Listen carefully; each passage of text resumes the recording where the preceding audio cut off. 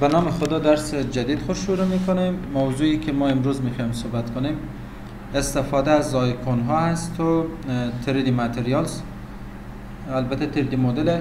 ببینیم ما کانکشن اینترنت ضرورت داریم که حتما اینجا ما باید داشته باشیم. روی آیکون کلیک میکنیم. آیکون که کلیک کردیم به اینجا برای ما و شما یک مجموعه از آیکون ها رو لود میکنه. میتونیم موارد مختلف داریم از اینا رو پیدا کنیم. cute people، اینجا افراد داریم، مردم ها، آدم ها. شاید از اینا به کار باشه. یکی از اینا رو من ضرورت دارم، تک گذاشتم روی انزرت کلیک میکنم. دیگه شکلای هم بود. یک اکسل برای ما میاره که ما به کار داریم.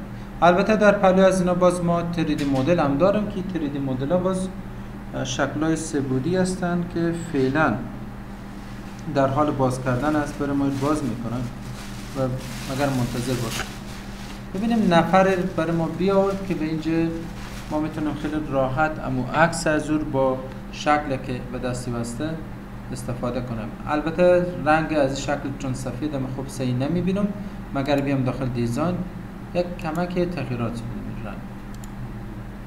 ببینیم نفر امرا با همین ورقی که به دست خواسته اینجا پیش رو ما استاد. خب صحیح مقبول. میتونیم داخل از بیم چیز بنویسیم اینجا بگذاریم دست اینو خیلی هم عالی میاد، شیک میاد. درسته؟ از این میتونیم استفاده کنیم. بیم داخل از این بخش انسرت دوباره 3D مدل کلیک کنیم. اگر 3D مدل هم کلیک کنم بیایم باز به 3D مدل هم برای از اینجا فرض کنم همین ورد دنبال از جستجو کنم. خب یا MS ورد یا مایکروسافت ورد ببینم چیز داره یا نداره. پیدا خوب کرد. البته فعلا تصویر برام نشون نداده. میبینید خیلی چیزا پیدا کرد. اگر من یکی از اینا رو انتخاب کنم، مثلا اسپلات حالا هر کدوم پاپ یک چیزایی نوشته کردنه، اوپس بیر کلیک میکنه انزرت میکنه. ببینیم چی اتفاق میفته. یک نوشته سه‌بعدی برای ما میاره که ما میتونیم هم تا کامل رو دوران بدیم، از تمام جهت ها رو نگاه بکنیم ببینیم.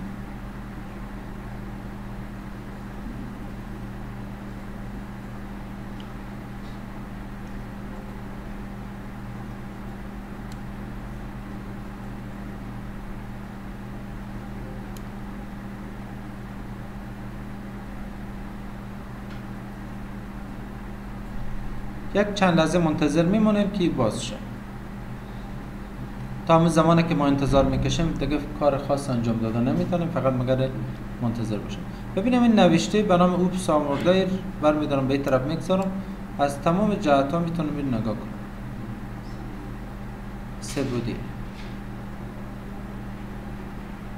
درسته؟ این را ما میتونیم استفاده کنیم. باز اینا دیگه باز جهت هایی که نمایش میدیم اینا رو برای ما بیاورده کدوم جهت باشه.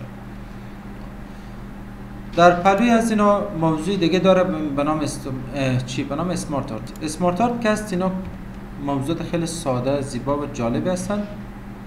ببینیم ما آمدیم داخل انسرت، روی چه کلیک کردیم؟ اسمارت آرت.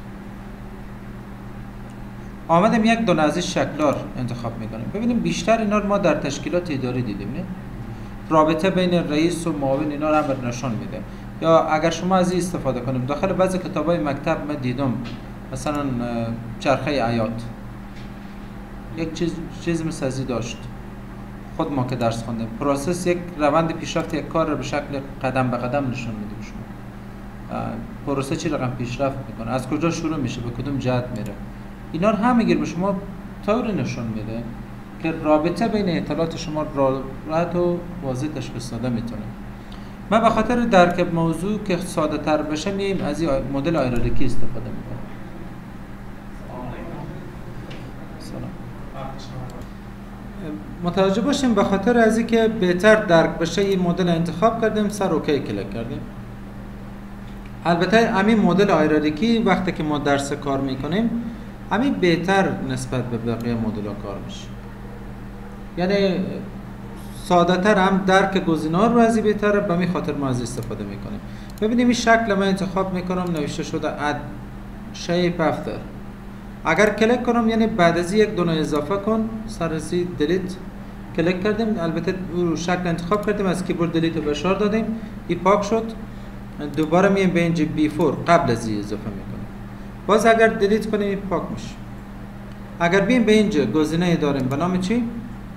بیفور و افتر کار شد، اباف بالا سر از یکی اضافه کن، پس کنترل زد میزنیم.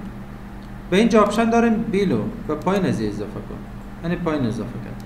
باز این رو انتخاب میکنیم اد اسیستانت، یک معاون به اضافه کن. همین گزینه‌ها رو متوجه باشین که به تمام از این شکل‌ها قابل تطبیق هست. مثلا افتر بعد از این اضافه میکنه، بیفور قبل از این اضافه میکنه و به اینجا اباو و بیلو و بالا سر و پایین پا از این اضافه میکنه.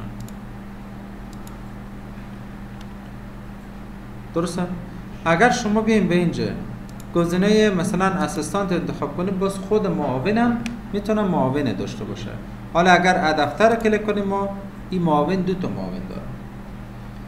شما اگر خواسته باشیم داخل از این خونه ها چیزی بنویسیم، تکست پن کلیک کنیم، ایو دیگه بی و سی و دی و ای و اف جی اچ آی انتر نزدم، با داون ارو با کلیدای اروکی پایین آمد، سر کلوز کلیک میکنم میبسته میشه. ببینیم ما امی بنده خدایی که به این قسمت فعلا معاون هست، بگم پیشرفت کنه، این برای خودی معاون بشه، دوباره پیشرفت کنه رئیس یک بخش میشه، دیموت پس کاهش سویه. حالا این رو انتخاب میکنم، دیموت آمد زیر دست ازش بود. حالا این رو انتخاب کنم، اگر بگم دیموت، این خودی زیر دست یک نفر دیگه شد. هر کدام از اینا رو میتونه کاهش داده، میتونیم سویه است. حالا این رو اگر پروموت کنم، یک مرحله، دو مرحله، سه مرحله تا رفت رئیس شد، به یک جای جدا شد. کنترل زد میزنم. موو اپ و داون. ببینیم من این رو انتخاب میکنم، میگم داون خوی با آخر است، از این پایین تر نمیره، اپ این طرف بیاید. اگر کنترل ای فشار بدیم، بیایم این رو انتخاب کنیم، استاندارد حالت عادیه، ای به هر دو طرف شکل کار پخش میکنه. لفت هنگینگ به طرف چپ، رایت هنگینگ به طرف راست. اگر استاندارد کلیک کنیم پس به حالت نرمال میشه. من اینا چند تایی که اضافه داره شکل کار، از اینا رو دیلیت میکنم.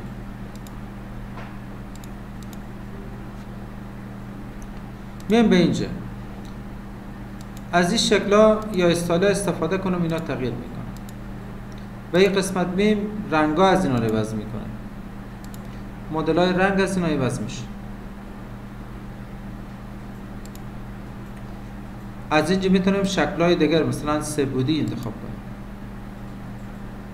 اگر روی ریست گرافیک کلیک کنیم، این پس به حالت نرمال تبدیل میشه، یعنی هر حالتی که اول بود. شما اگر این شکل گرافیکی انتخاب کرده باشیم، البته گرافیکی نمیگیم دیگه، سه‌بعدی میگیم، آمدیم به فرمت، میبینیم میگه به شکل دو بعدی جور کن که من تغییرات به بیارم. حالا تغییرات میارم، انتخاب میکنیم، مثلا این بگیر تغییر شکل بده، این بگیر کلانتر کن، این بگیر خردتر کن. اگر شما این رو انتخاب کنید، ببینیم تغییر کرد. رنگ داخل از این چینج کنیم،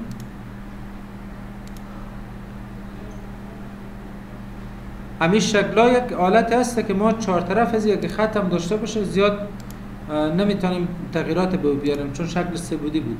حالا ببین به اینجا مثلا این چوکات که انتخاب کردیم، خوب منظم خطی معلوم میشه. ببین به اینجا بر خط تغییرات بیاریم، درسته، بر خط تغییرات بیاریم. ببین به اینجا مثلا داخل از این چی مدل نوشته داشته باشه، نوشته از ریوز کنیم، افکتا و آوتلاین شیپ هایی که ما به جلسات قبلی روی شکلا کار کردیم، یا شما اگر باشه اینا رو یاد گرفته بودیم، و این چیزا که دوباره مجددا سر از اینا کار نمیکنه. فعلا ما یک موضوعی به نام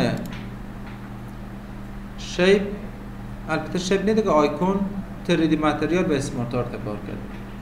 سه مسئله شد.